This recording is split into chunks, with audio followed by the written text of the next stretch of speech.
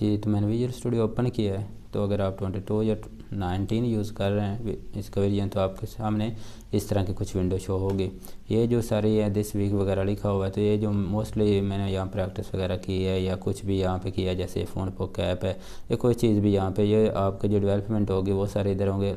और अगर आप अभी तक न्यू हैं तो ये चीज़ आपके लिए सारी खाली होगी। तो ये असल में मकसद है, ये जो गेट स्टार्टेड वाला हिस्सा, इस पर गौर करें। तो यहाँ लिखा हुआ है क्रिएट अ न्यू प्रोजेक्ट, आप इस पर क्लिक करेंगे।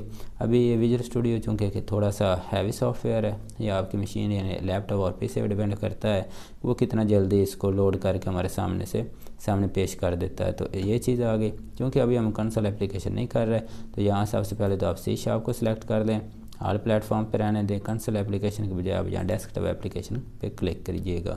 अब डेस्कटॉप एप्लीकेशन ऊपर टॉप पे आप देख रहे हैं कि यहाँ विंडोज़ फॉर्म ऐप दिया हुआ है और दूसरा दिया Windows form app .NET framework. तो चूँकि मैंने शुरू में बताया था कि हम .NET फ्रेमवर्क में काम करेंगे, तो आपने इस पर क्लिक करना। ऊपर वाले का शुरू में आपको कोई वो चेंज नज़र नहीं आएगा, लेकिन उसमें थोड़ा सा चेंज है। उसमें ये है कि उसमें .NET कोर और .NET फ्रेमवर्क दोनों का जो मिक्सचर था, .NET यूनिटी या आप ऐसे कह लें .NET 5.0 के बाद जो वर्जन है वो उसके अंदर है। तो अभी फ़िलहाल हम .NET फ्रेमवर्क को सिलेक्ट करते हैं, और जैसे आप इसे क्रिएट या नेक्स्ट करेंगे तो अगले स्टेप पे चला जाएगा।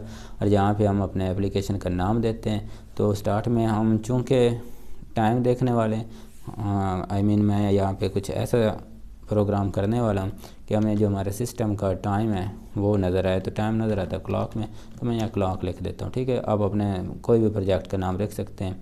ठीक है, तो उसके बाद आप देखें यहाँ पे हमारी लोकेशन है कि ये हमारा प्रोजेक्ट सेव कहाँ पे हो रहा होगा। सोर्स और सोल्यूशन नेम है, क्लॉक दिया, इसे आप चेंज भी कर सकते हैं, लेकिन फ़िलहाल इसको कुछ ना कीजिएगा, ऐसे रहने दें। यहाँ देखें फ्रेमवर्क है और यहाँ वर्जन दिया हुआ है। यहाँ पे आप पैरों पे क्लिक करेंगे तो यहाँ .NET फ्रेमवर्क के हर वर्जन जो हैं वो आपको नज़र आ रहे होंगे। जो कि हम कोशिश कीजिएगा, अगर आप स्टार्टर हैं तो 2.0 पे सिलेक्ट करें और उस हिसाब से चलें। ये जब हम किसी को प्रोजेक्ट अपना डिलीवर करते हैं तो उसके पीसी में इंस्टॉल होना लाजमी है। तो 2.0 है, ये ऑलमोस्ट सब में ऑलरेडी होता है, लेकिन मैं यहाँ पे चल रहा हूँ 4.8 को लेके के ये एज्यूम कर रहा हूँ कि हम किसी मॉडर्न मशीन के लिए प्रोग्राम क्रिएट करने वाले हैं। तो इसके बाद आप फिर से क्रिएट करेंगे या नेक्स्ट करेंगे। तो अभी इसके बाद थोड़ा सा फिर विजुअल स्टूडियो हमारा टाइम लेगा लोड होने में, क्योंकि फिर मैंने वही बात बताई कि ये थोड़ा सा हैवी है। तो अब हमारे लैपटॉप और पीसी पे डिपेंड करता है कि ये कितने टाइम के अंदर हमें विजुअल स्टूडियो को प्रोजेक्ट क्रिएट करने देता है।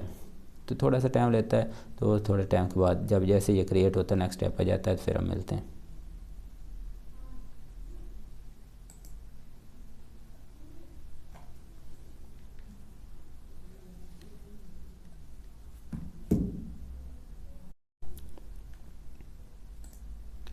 जी, तो आप देखें यहाँ पे हमारा प्रोजेक्ट क्रिएट होके आ चुका है। अभी जैसे आप देखेंगे यहाँ पे एक डिफ़ॉल्ट पे फॉर्म भी मौजूद है, ये लिखा फॉर्म 1, ये हमारा फॉर्म है, ये हमारी एप्लीकेशन है।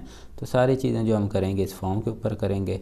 अब इसको जब हम रन करेंगे तो ये हमारी एप्लीकेशन होगी। ठीक है, इसे एक दफ़ा मैं स्टार्ट करके या रन करके देखता हूँ, तो आपको जो इसकी आउटपुट नज़र आएगी एक्चुअली में हमारे वो ही एप्लीकेशन होती है। और क्योंकि अभी ब्लैंक है, इसके ऊपर हमने कोई डिज़ाइन नहीं किया, कोई हमने इस पर कंट्रोल नहीं लगाया, कोई इसकी प्रॉपर्टी नहीं की, कोई इसको कलर नहीं किया, तो ये एक ब्लैंक पेज ही हमें नज़र आएगा रन होने के बाद। और जब पहले दफ़ा आप प्रोजेक्ट रन कर रहे होते हैं तो वो थोड़ा सा फिर से टाइम लेता है, क्योंकि वो बैक पे कुछ फाइल्स क्रिएट कर रहा होता है। तो अभी जैसे ये ऐसे क्रिएट हो रहा है, आप देखिएगा कि इसका आउटपुट क्या आती है। आप इसकी जो आउटपुट आई, जो हमारी एप्लीकेशन है वो ये है फॉर्म 1। इस पर कोई चीज़ भी नहीं है, इसको मिनिमाइज मैक्सिमाइज और क्लोज़ कर सकते हैं। तो फिलहाल मैं इसे क्लोज़ ही कर रहा हूँ। इसके ऊपर जितना हमने डिज़ाइन करना है वो हमने खुद करना है। ठीक है, तो चूँकि मैं यहाँ पे आपको टाइम दिखाने वाला हूँ हमारे पीसी का थ्रू सी शार्प कोड, तो सबसे पहले तो हमारे पास एक चीज़ होनी चाहिए जिसके अंदर हमने टाइम दिखाना है। तो जिसके अंदर हमने अपना टैक्स यानी टाइम दिखाना है, तो उसके लिए हम क्या यूज़ करने वाले हैं, टैक्स बॉक्स। इसलिए मैंने पहले आपको चीज़ बताई थी, पहले हमने विंडोज़ फॉर्म लिया, ये वाली चीज़ जो फॉर्म आ गई, अब इसके ऊपर हम टैक्स बॉक्स यूज़ करने वाले हैं। टैक्स बॉक्स लेने के दो तरीके हैं, लेना तो हमने टूल बॉक्स से ही है। तो आप व्यू पे जा सकते हैं, यहाँ पे आप देखेंगे तो टूल बॉक्स दिया हुआ है, इसे क्लिक करेंगे तो यहाँ पे आ जाएगा, इसे यहाँ पिन कर लें। जैसे पिन करेंगे इसे आप यहाँ पिन कर लें। जैसे पिन करेंगे तो ये चीज़ें हमारे पास आ जाएंगी। ऑल कंट्रोल्स हमने टेक्स्ट बॉक्स लेना तो यहाँ आप टेक्स्ट बॉक्स सर्च कर सकते हैं, ये आ गया। तो फटाफट से मैंने टेक्स्ट बॉक्स को ड्रैग एंड ड्रॉप कर लिया, या आप डबल क्लिक से भी यहाँ ड्रॉप कर सकते हैं। थोड़ा सा मैं इसको ऐसे कर लेता हूँ और इसकी मल्टीपल लाइन यहाँ से आप इनेबल या डिसेबल कर सकते हैं। ओके हो गया ये चीज़। इसे आप थोड़ा सा ड्रैग ड्रॉप करके अपने मुताबिक सेट कर सकते हैं। हमारे पास टेक्स्ट बॉक्स आ गया है।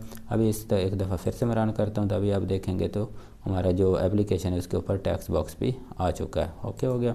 अभी अब जैसे मैंने फॉर्म रन किया तो आप इसमें एक नज़र फिर से देखिएगा कि ये मैं यहाँ पे सेंटर स्क्रीन का नज़र नहीं आ रहा, तो इसे सेंटर स्क्रीन कर देते हैं।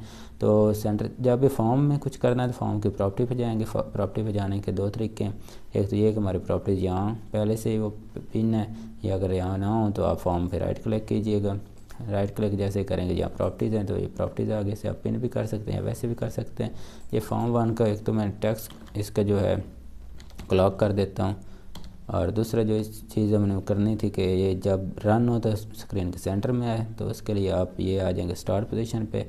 स्टार्ट पोजीशन पे आप करेंगे तो ये सेंटर स्क्रीन है। अभी जब प्रोग्राम हमारा एप्लीकेशन को रन करेंगे तो आप देखेंगे कि ये स्क्रीन के सेंटर में ही होगी। गुड हो गया।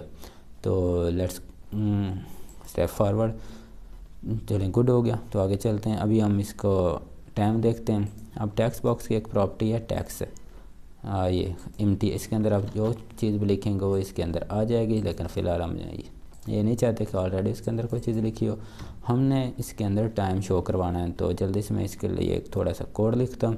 तो टाइम किस तरह से शो होगा, अगर हम चाहते हैं कि हमारी एप्लीकेशन रन हो और उसके साथ ही टाइम स्टार्ट हो जाए, तो उसके लिए आप क्या करें, फॉर्म पे डबल क्लिक कीजिएगा। जैसे फॉर्म पे डबल क्लिक करेंगे तो ये आपको ले आएगा C# कोड में। ठीक हो गया। आप यहाँ ऊपर देखेंगे तो ये form1.cs*, वो जो स्टार है इसका मतलब C# है, यहाँ पे डिज़ाइन का मतलब डिज़ाइन है। अब यहाँ पे है फॉर्म लोड का मतलब ये होता है कि जब एप्लीकेशन लोड हो रही, जब एप्लीकेशन चल रही, तो जैसे एप्लीकेशन हमारी लोड हो तो उसके अंदर आप फॉर्म हमारा टाइम नज़र आ जाए। अब टाइम दिखाने के लिए हमने दिखाना किधर है, टेक्स्ट बॉक्स में टाइम दिखाना है। तो यहाँ मैं लिखता हूँ टेक्स्ट बॉक्स। अब हमारा टेक्स्ट बॉक्स 1 है तो वो है। अब उसको कि कौन सी प्रॉपर्टी उसकी यूज़ करनी है, हमने यूज़ करनी टेक्स्ट की प्रॉपर्टी। अभी ये जो प्रॉपर्टीज़ वगैरह क्या होती हैं ये चीज़ें आपको सारी समझ आ जाएंगी। अब जो उसका टेक्स्ट बॉक्स की टेक्स्ट प्रॉपर्टी यानी उसके अंदर जो चीज़ें लिखी हो वो हम कहते हैं कि हमारा जो है डेट टाइम, क्योंकि हमने टाइम शो कराना, डेट टाइम डॉट नाउ करेंगे तो हमारे पास आ जाएगी। जैसे और डॉट स्ट्रिंग भी करेंगे क्योंकि वो चूँकि टाइम जो होता है नंबर में होता है और टेक्स्ट बॉक्स की जो प्रॉपर्टी है वो स्ट्रिंग में होगी, तो इसको आप स्ट्रिंग में टू स्ट्रिंग कन्वर्ट कर लेंगे।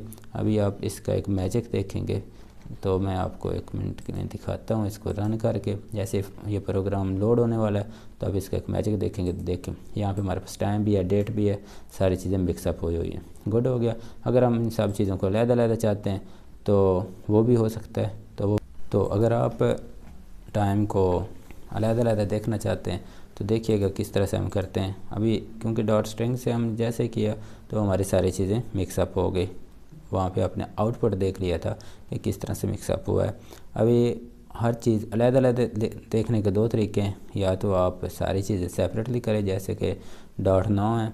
इसके बाद अगर हमने आवर्स देखने, हमने सिर्फ घंटे देखने, तो आप यहाँ पे कर दें और। ठीक हो गया। अब अगर आप इसको रन करेंगे तो अभी इसका मैजिक देखेंगे तो वहाँ पे सिर्फ आर है, यानी 20 आवर का मतलब क्या है कि 8 बजे हुए हैं। ठीक हो गया। अभी आप आर के साथ कुछ और देखना चाहते हैं, आर के बाद क्या होता है, मिनट्स होते हैं, तो आप यहाँ पे एक ऑपरेटर यूज़ करें प्लस का। मैंने पहले बताया था कि आपको थोड़ी सी इसकी बेसिक्स पता होंगी तो आपको ज़्यादा ईजी हो जाएगा। प्लस का ऑपरेटर जोड़ेगा किसको, फिर से हम डेट टाइम यूज़ करते हैं, फिर से डॉट 9 यूज़ करते हैं, फिर अब क्या करेंगे, मिनट्स या मिनट हम करते हैं, और उसके बाद क्योंकि इसे भी कन्वर्ट करना पड़ेगा तो टू स्ट्रिंग के अंदर हम इसे कन्वर्ट कर देते हैं जल्दी से।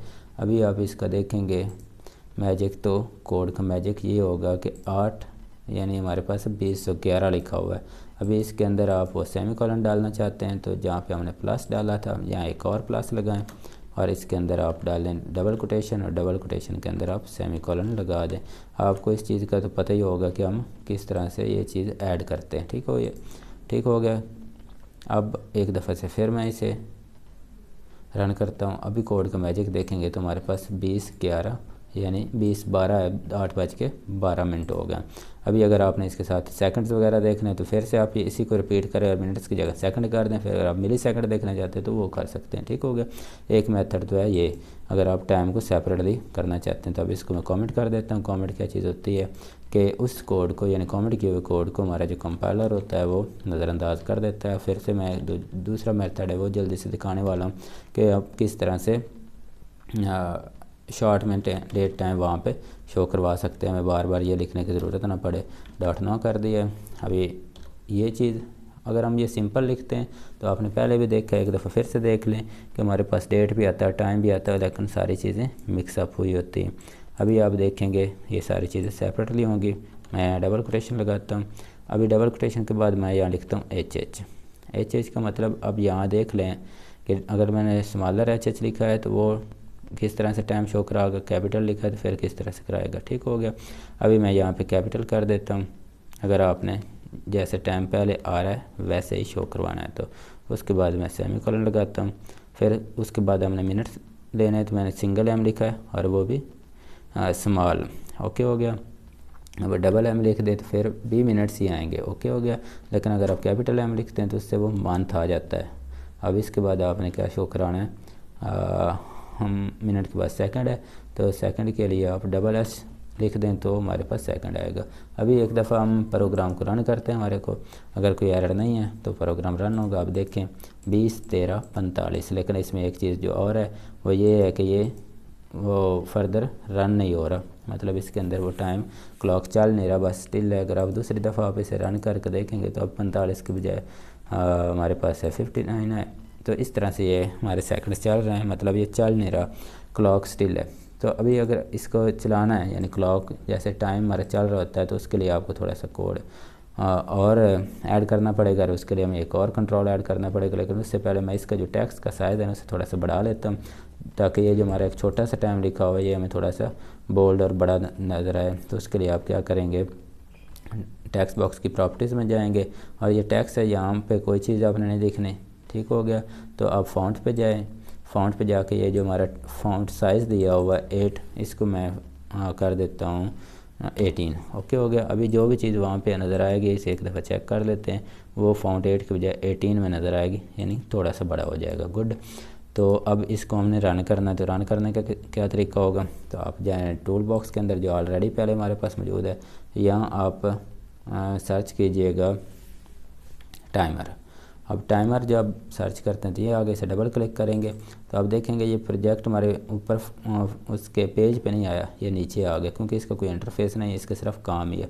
अब इसके ऊपर आप टाइमर के ऊपर डबल क्लिक कीजिएगा तो ये चीज़ आ गई। अब टाइमर में आपने करना क्या है कि ये जो कोड आपने लिखा है चाहे ऊपर वाला मुकम्मल किया ये लिखा है, इसको यहाँ से कट कर लें और टाइमर के अंदर आके पेस्ट कर दें। गुड हो गया। और दूसरी चीज़ जो आप यहाँ टाइमर की प्रॉपर्टीज़ में किसी भी की प्रॉपर्टी पे जाना तो उस पर राइट क्लिक करके प्रॉपर्टीज़ पे जा सकते हैं। तो यहाँ पे आप देखेंगे ये इनेबल है फॉल्स। अभी एक दफ़े ऐसे में रन करके आपको दिखाता हूँ, उसके बाद यहाँ पे आते हैं और इसका देख लेते हैं कि आप क्या काम है। अब यहाँ पे टाइमर के अंदर हमने कोड लिखा हुआ है और हम चाह रहे हैं कि कोड हमारा जैसे फॉर्म हमारी एप्लीकेशन लोड हो और साथ ही हमारा जो कोड है वो भी रन हो जाए। तो आप वहाँ पे जाकर लिखेंगे टाइमर 1 स्टार्ट, कि जैसे हमारी एप्लीकेशन लोड हो टाइमर 1 हमारा स्टार्ट हो जाए। अभी हम इसे देखें कि इसका इफ़ेक्ट होता है या नहीं होता। देखें ये सेम वही चीज़ है कि किस तरह से टाइमर हमारा रन हो रहा है, लेकिन काम सारा वही है, कोड वही है, लेकिन टाइमर हमारा वैसे ही जैसे हमारा क्लॉक रन हो गया। ठीक हो गया। हमारे सेकंड वैसे चल रहे हैं, हमारे मिनट वैसे हैं और हमारा 20 आवर। अब 20 के बजाय अगर आपने 8 ही करना है तो मैंने पहले बताया था आप यहाँ पे कोड चेंज करें। अभी देखते हैं उसका रिज़ल्ट क्या होता है, 20 आता है या 8 होता है। अभी देखें गुड हो गया। अब यहाँ 8 हो गए। तो आप थोड़ा सा अंडरस्टैंड कीजिएगा कि अगर हम डबल एच कैपिटल लिखते हैं तो हमारे पास 24 आवर्स वाला क्लॉक आ रहा है। ओके। तो ये एक बड़ा मसला नहीं, जो मेन चीज़ थी वो समझाना ये था कि हम क्लॉक किस तरह से क्रिएट कर सकते हैं। गुड हो गया। तो अब ये जो फॉर्म इसकी प्रॉपर्टीज़ हम आगे वाले वीडियोज़ में आगे वाले ट्यूटोरियल्स के अंदर देखेंगे किस तरह से चेंज कर सकते हैं। तो अभी के लिए इतना ही। आप फटाफट से अपना विजुअल स्टूडियो ओपन कीजिएगा और इसी तरह से एक छोटा सा बेसिक क्लॉक तैयार करके देख सकते हैं। अब इसमें मिली सेकंड्स भी ऐड कर सकते हैं, वो भी मैं आपको ऐड करके दिखा देता हूँ। और एक चीज़ जो और है वो ये कि 1 मिनट में आपको मिली सेकंड ऐड करके दिखा दूँ, उसके बाद फिर देखते हैं। चलिए तो मिली सेकंड हम इसमें ऐड करते हैं। मिली सेकंड के लिए आप जस्ट F प्रेस करेंगे तो यहाँ आ गए फुल शॉर्ट डेट टाइम, ठीक है। आप डबल F पे कर सकते हैं कि हमारे पास सेकंड का 100वां हिस्सा आएगा, ट्रिपल पे 1000वां हिस्सा आएगा। इसी तरह से बढ़ते बढ़ते आप बढ़ा सकते हैं। तो मैं सिंपल F स्मॉलर F करता हूँ और उसके बाद हम जैसे प्रोग्राम को रन करेंगे तो आप इसमें देख लेंगे कि हमारे पास मिली सेकंड आ रहा है या नहीं आ रहा, ठीक है। हमारे पास पहले घंटे आवर्स है, फिर मिनट्स है, फिर सेकंड्स है और फिर हमारे पास मिली सेकंड्स है। गुड। तो आज के लिए इतना ही, और आप अपना अभी से विजुअल स्टूडियो ओपन करें और ये प्रैक्टिस करें बेसिक क्लॉक की। Practice makes perfect. जितनी आप ज़्यादा कोड की प्रैक्टिस करेंगे आप उतना ही ज़्यादा जल्दी लर्न कर सकेंगे।